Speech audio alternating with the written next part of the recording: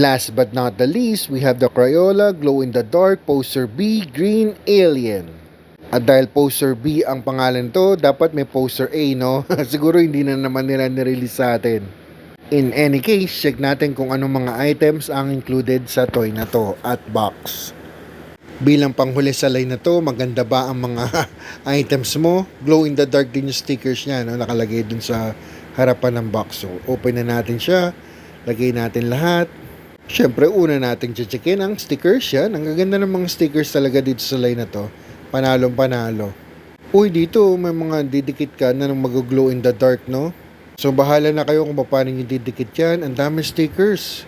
Mga 6 yata yung stickers dito. At ito yung kanyang pagdidikitan, no? Numbered naman yan at may guide ka. So, don't you worry. Open natin. Ayun, ang astronaut. Poster pala to sa kwarto mo, no? And glow in the dark siya. Yung stickers, I mean. Ito naman sa likod, mayroong mga games, no? Find the difference yan. Dito naman, yung maze, no? Ito naman, parang coloring book.